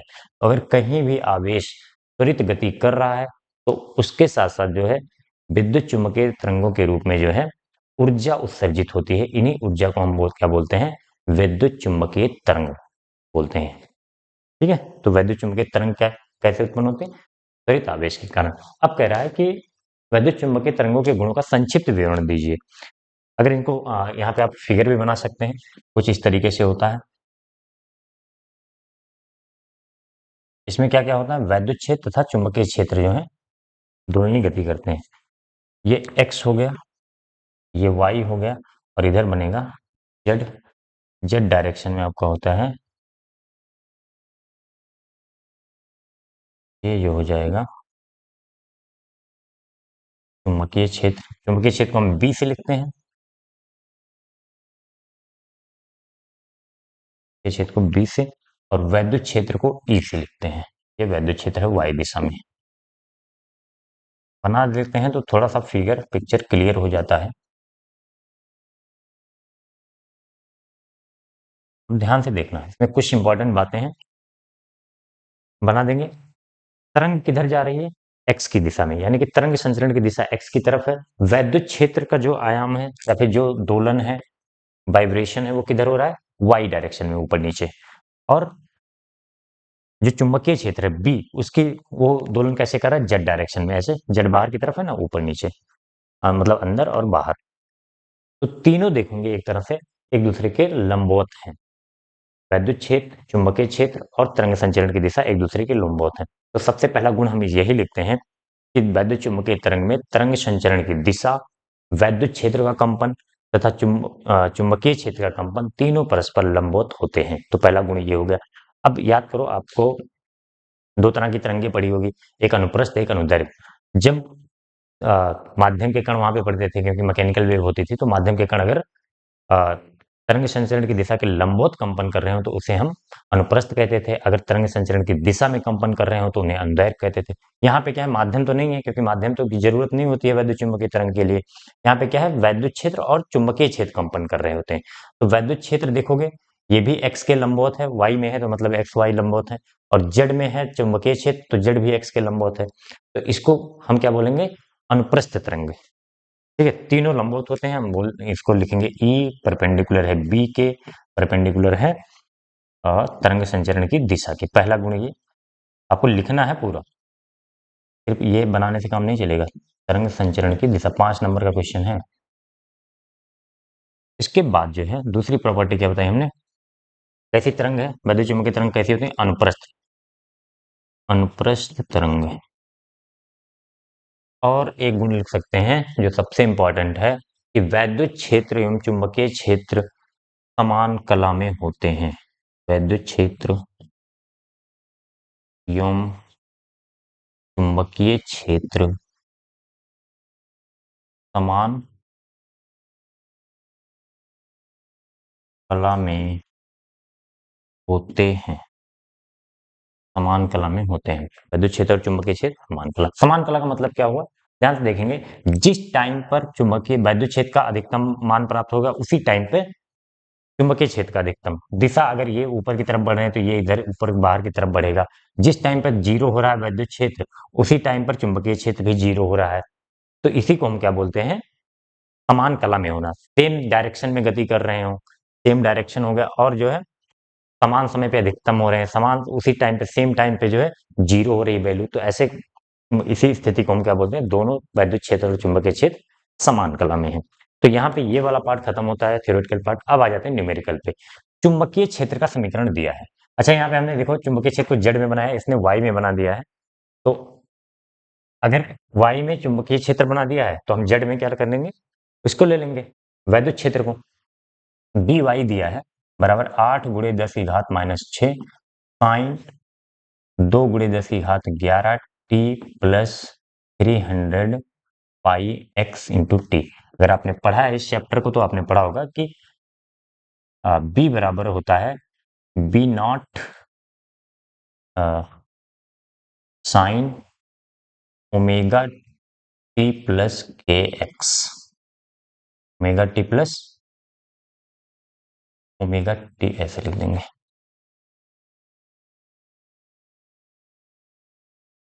यहाँ पे यही टी होगा ना। और ई बराबर क्या होता है? E naught sine omega t plus k x, या फिर k x plus omega t, k x minus omega t, इस तरीके से दिया होगा वैल्यू। तो ध्यान से देखना क्या क्या पूछ रहा है हमसे। सबसे पहले पूछ रहा है तरंग दैर्घ्य। अगर तरंग दैर्घ्य के टर्म लिखेंगे ना, के की वैल्यू होती है 2 पाई बाई लैम्डा। तो के बराबर क्या होता है?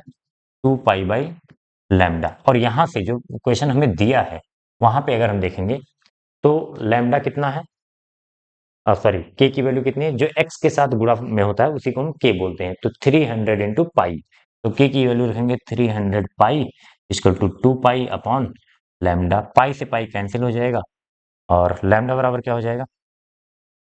लैम्डा इधर आएगा और 300 इधर, तो 2/300 तो काट दोगे 150 आ जाएगा। ध्यान से देखो, इसको सॉल्व कर लेते हैं हम। 1/150 बचा है, 2 से काटा 300 को, 150 आ गया। अब क्या करेंगे हम जो है,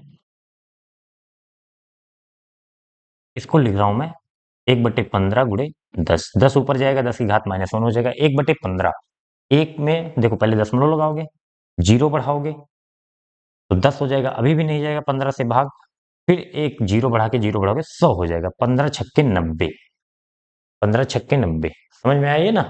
अभी 10 बचा हुआ, 10 की घात -1 ऊपर जाएगा ये, फिर 10 बचा, तो फिर इसी तरीके से जीरो बढ़ा के फिर 15 छक्के 90, 15 छक्के 90, ऐसे बार बार 10 आता जाएगा। आप नहीं कर पाते हो, अगर दिक्कत है तो इसमें आप कर लो इस तरीके से, भाग कर लो दशमलव दशमलव लगा के। ठीक है, उसमें कोई शर्म की बात नहीं है, आंसर न गलत होने पाए बस।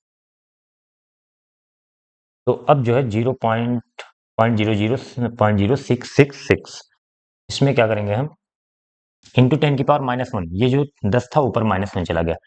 अब यहां से हम लिख सकते हैं लैम्डा बराबर, दशमलव को यहां ले जाओगे तो 2 अंक इधर ले जा रहे हैं तो 2 इसमें से घटाएंगे, -2 करेंगे तो -1 -2 -3 हो जाए। 6.66 इंटू 10 टू द पावर -3।